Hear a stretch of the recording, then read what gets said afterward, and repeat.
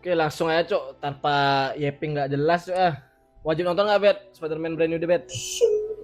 Wajib, wajib. Apa sih? Ulang-ulang. Oke, jadi kita baru aja nonton Spider-Man Brand New Day di bioskop. Dan kita bisa bilang ini film Spider-Man yang wajib banget ditonton. Approved. Gimana, Bet? Wajib nggak, Bet? Wajib banget approve sebagai ini ya, apa? Sebagai Fans Spider-Man. sebagai fanboy MCU dari lahir. Ya, tapi belum bisa mengalahkan trio ini ya, yang tiga berayun bersama itu. No Way Home. Ah. Karbit. Karbit.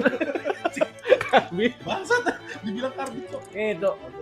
Aku nggak ngerti jalan pikiran, Cok. Kenapa No Way Home tuh malah lebih bagus dari Brand New Day? Padahal kalau kita tarik ke belakang, Brand New Day tuh emang film Spider-Man sebagaimana seharusnya nggak sih, anjing, kayak menyorot kota New York, mengalahkan kriminal-kriminal di jalan, kayak apa namanya, kayak Cuma satu alasannya, Bro. Karena Andrew Garfield dah itu doang.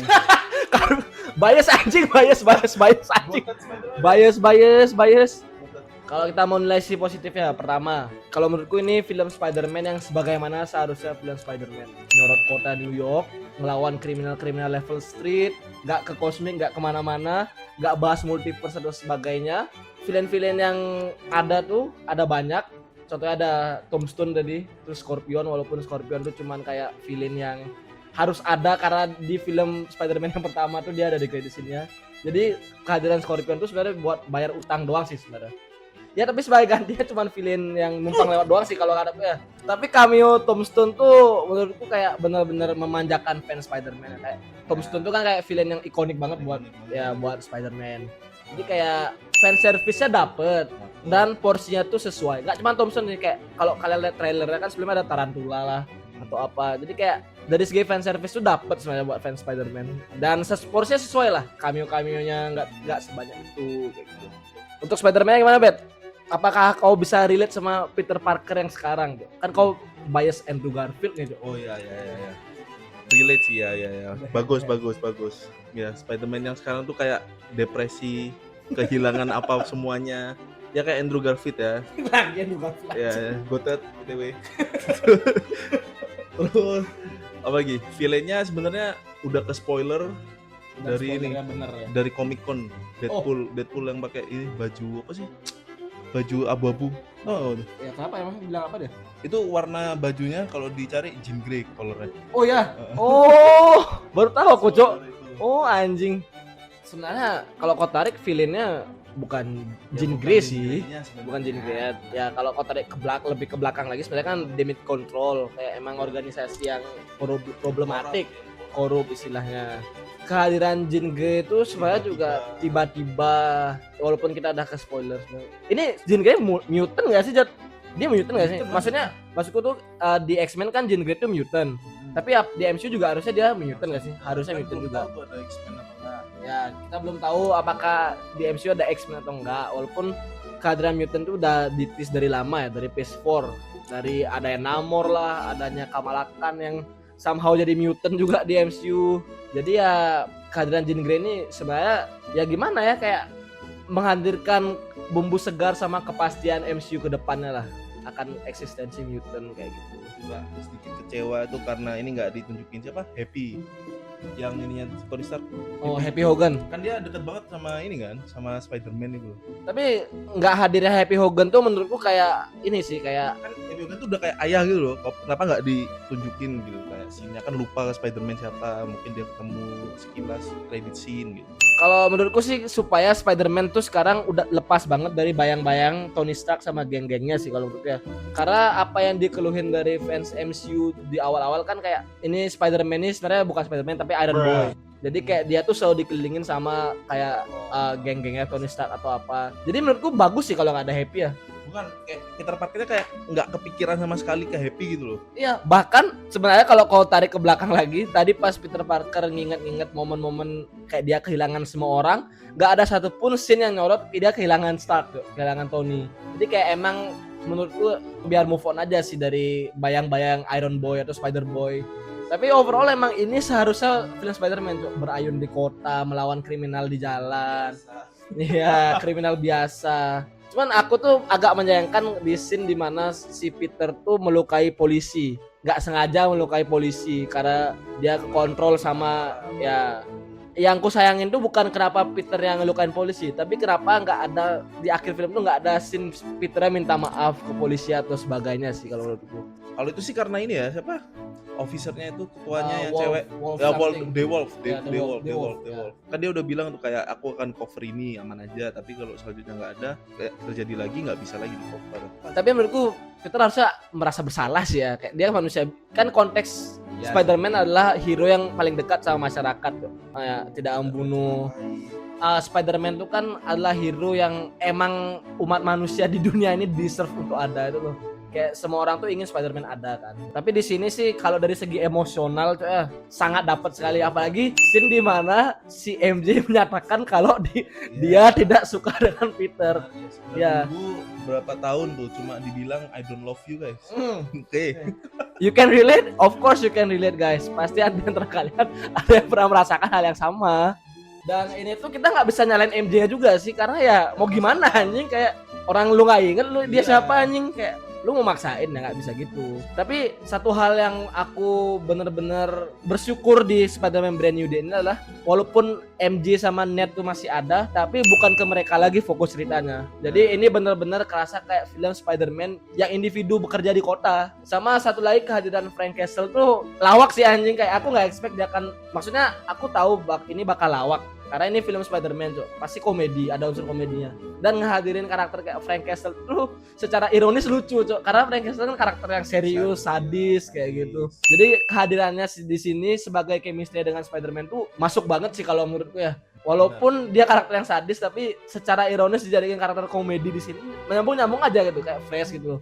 Ya kalau kalian yang bingung Frank Castle itu siapa ya, mau nggak mau guys kalian harus nonton special presentationnya Frank Castle, The Punisher. Terus itu tuh nyambung dengan Daredevil yang ada 2 season MCU, yang juga nyambung ke belakang lagi dengan 3 season Daredevil sebelumnya, yang juga nyambung dengan Luke Cage, Iron Fist dan segalanya sebagai macamnya. Jadi mau nggak mau ya kalian harus nonton guys. Tapi Daredevil itu bagus tuh. Jadi kalian harus nonton Daredevil. Daredevil itu bagus. Belum nonton sih. Belum nonton ya? Bagus banget. Kalau Iron Fist tuh kentang sih, cuma aku nonton season 1 doang, emang agak ya udah gitu. Kentang ya. Tapi ya namanya MCU kan baik lagi ini kan franchise milking ya. Jadi mereka tuh sebenarnya mau kita tonton semuanya karena bakal disambung-sambungin. Lihat sekarang multiverse, bahkan film non MCU pun kalian harus nonton, Jo. Lihat Doctor Doom kan. Bentar lagi ada Doomsday, dan kalian yang nggak pernah nonton Fantastic Four yang lama, ya udah kalian nggak tahu tuh siapa anjing, kayak Doctor Doom siapa, nggak ada build up ceritanya sama sekali, Jo. Oke, anyway, itu sisi positifnya ya tadi ya, kayak ini film Spider-Man yang seharusnya kalau menurutku Spider-Swing-nya bagus, beda. Spider-Swing-nya bagus di awal. Itu 5 menit scene pertama tuh bagus banget anjir, kayak bagaimana kehidupan Spider-Man berjalan setelah event di No Way Home, terus melihat orang yang lu suka ciuman sama, itu Flash gak sih? Itu Flash ya? Nah, lihat orang yang lu suka ciuman sama orang yang pernah ngebully lu kayak. Nah, itu Flash gak dijelasin tuh selanjutnya gimana tuh. Kan itu pacarnya kan, maksudnya kayak gak dijelasin, terus kayak gimana MJ hilang 2 hari. Itu agak aneh sebenarnya, cuma ya itu cuman untuk nyoronin part ironis aja sih. Kenapa MJ itu harus berakhir sama orang yang Peter paling gak suka dulu sih, gak sukanya ya. Oke, kalau negatifnya Bet, aku rasa kita semua tahu lah negatif film ini apa. Coba Bet. Kalau menurut aku sih kan too much happening ya, kayak terus Scorpion juga cuma bentar doang dan itu pun dikendaliin. Iya, itu juga itu. Ya udah. Nah, itu juga menurutku part yang agak disayangkan ya. Kayak Scorpion tuh kan villain yang udah dijanjikan dari lama, Cuk. Dari 2-3 film Spider-Man sebelumnya. Kemudian fight scene sama The Hand tuh adalah fight scene terbaik di sini. Cuman ekspektasiku adalah itu beneran The Hand gitu loh, bukan dikendalikan, tapi sini dikendalikan. Sebenarnya itu nggak mengurangi intensitas fight scene-nya ya. Cuman kalau dari originalitas karakternya jadi kayak ternyata dikendaliin tuh. Jadi pas nonton tuh aku agak kecewa sih kenapa harus dikendaliin. Terus surprisingly kita ngelihat Hook, ini Savage Hook kayak namanya kalau di komiknya. Ya tambah ya kayaknya ini Savage Hook lah. Dan menurutku kehadiran Hook di sini tuh sebenarnya menjelaskan kenapa Hook nggak ada di Doomsday sih. Tapi aku masih nggak tahu kenapa Spider-Man nggak ada di Doomsday. Tapi kalau Hook udah dijelasin di film ini apa yang terjadi. Apa itu? Dan sebenarnya kehadiran Hook di sini tuh penting. Maksudnya bukan sekedar cameo tapi ada plotnya. Karena di sini kan mengatasi mutasi genetik yang berlebihan lah istilahnya. Jadi kayak emang Hook tuh diperlukan sih di sini. Terus ada cameo Yelena guys, ada cameo Yelena juga. Fan service juga nih sebenarnya. Cuma aku bingungnya si Jean Grey ini kan kayak skala ancamannya tuh gede banget nih. Kayak udah menjangkau beberapa kilometer. Kenapa nggak ada Avengers lain gitu, Cok? Kayak turu, Cok. Falcon mana Falcon? Sun. Dan apa yang bisa orang-orang lakukan di Doomsday itu aku penasaran tuh. Kayak what they gonna do against Doom, bro? Kayak mereka punya sentry sih ya, cuma ya kalau sentrinya ini lagi apa? Kalau sentrinya bipolar kamu ya selamat tinggal. Oke, jangan ngomongin Doomsday dulu deh. Kita balik ke Brand New Day. Tadi sih seperti kata Robert tuh ya, kayak banyak banget hal yang disorot di film ini. Kayak sebagai orang awam yang nonton, sebenarnya ini kayak too much information kalau lo nonton film ini tuh. Ini orang siapa sih? Pasti orang awam yang nggak tahu Frank Castle siapa, bingung sih anjir. Kayak tiba-tiba. Bahkan aku yang nonton series Punisher pun juga bingung kayak kapan Frank Castle ketemu Peter anjir. Kayak ya ada time skip dari film No Way Home ke film ini tuh ada time skip tahunan atau bulan, aku nggak tahu secara pastinya. Cuman ya karena mereka sama-sama orang-orang yang kerjaan di Level Street, jadi kayak pasti somehow mereka pernah ketemu di satu tempat ya. Terus ada beberapa part yang agak meleset dari prediksi tuh ya, kayak kehadiran Venom lah. Ya ada yang bilang kan mati tuh kayak di komik Spider-Man mati kena Hulk. Terus itu beneran. Oh iya. Spider-Man mati kena Hulk, Venom datang jadi Spider-Man hitam lagi. Itu tidak terjadi, guys. Itu ada yang bilang Peter Parker mati, tidak terjadi. Terus ada potongan scene di mana nih penting juga nih. Hulk itu sadar karena Peter nyebut Peter. Nah, itu tuh kayak ngehint Hulk tuh ingat Peter. Sesuai sesuai di komik. Itu ada tribute-nya di situ. Terus terakhir tuh Ned yang tos sama Peter terus ada muscle memory itu kayak bukan karena dia ingat Peter tuh siapa, tapi karena dia ingat Peter tuh Spider-Man yang dibilang sama MJ. Ya di kamar kayak muscle memorinya memang pasti masih ada. Ya, cuman bukan berarti dia inget Peter itu siapa. Lebih ke orang ini Peter. Dari Spider-Man. Nah, kayak gitu. Terus korelasinya ke Doomsday, guys. Selain menjelaskan kenapa Hulk absen di Doomsday, ini juga agak ngetis kehadiran Spider-Man lain di universe lain. Harusnya itu universe lain ya. Apakah ini kayak connect-nya ke Spider-Man-nya si siapa? Nicolas Cage, Spider-Noir, atau Miles Morales di film yang akan datang, Beyond the Spider-Verse atau Spider-Man baru, kita nggak tahu. Tapi harusnya sih ada korelasi ya. Soalnya di kreditnya dibilang Spider-Man will return, tapi kemana gitu? Tidak ada kata Doomsday-nya, walaupun ada trailer Doomsday-nya tadi, tapi tidak ada kata Doomsday-nya. Oke, sebelum kita closing nih, kita rangkum lagi. Positifnya udah jelas, wajib banget ditonton, banyak tribute, terus fan service ke fans Spider-Man, terutama ke fans komik itu banyak banget, Tarantula, Tombstone segala macam, itu positifnya. Terus menjelaskan bagaimana kehidupan Peter Parker sebagaimana seharusnya, kehidupan Spider-Man, gimana Spider-Man yang emosional melekat ke orang-orang, ke hati orang-orang, friendly neighborhood Spider-Man, patah hatinya lah. Ya, film Spider-Man seharusnya emang seperti ini, Cuk. Apa yang kita expect dari Spider-Man ya ini di kota udah. Nah, kalau negatifnya udah jelas tuh terlalu banyak yang terjadi ya, kayak terlalu banyak karakter. Ya, too much happening lah, kayak jadinya sayang aja karakternya kebuang sia-sia, kayak Scorpionnya udah ada dikendalikan. Ditunggu lama-lama dan pun dikendalikan. Ya, kayak agak sedikit kecewa itu. Tapi fight-nya oke banget. Apalagi yang lawan The Hand itu oke banget. Itu bakal banyak klip tuh nanti tuh kalau udah rilis filmnya. Itu keren banget. Sama Jean Grey-nya positif. Actingnya dapet, chemistry-nya ke Peter dapet, chemistry-nya Frank juga dapet. Pokoknya positif lah. Pembagian porsi karakternya positif. Ya, dan membekas, bukan sekali villain numpang lewat. Kalian bakal ingat Jean Grey ini sih. Bukan kayak villainnya ini The Marvel tuh kan kalian pasti nggak bakal ingat villainnya siapa. Iya kan? Siapa villainnya? Tapi kalau Jean Grey ini selain karena kita udah kenal dia siapa kan dari X-Men, walaupun bukan karakter yang sama, maksudnya variannya. Persiapan buat Doomsday juga lah, kayak X-Men datang. Iya. Antar ada tuh Cyclops. Jadi kita nih kayak akan dibawa excited kayak X-Men ini arahnya kemana sih gitu loh.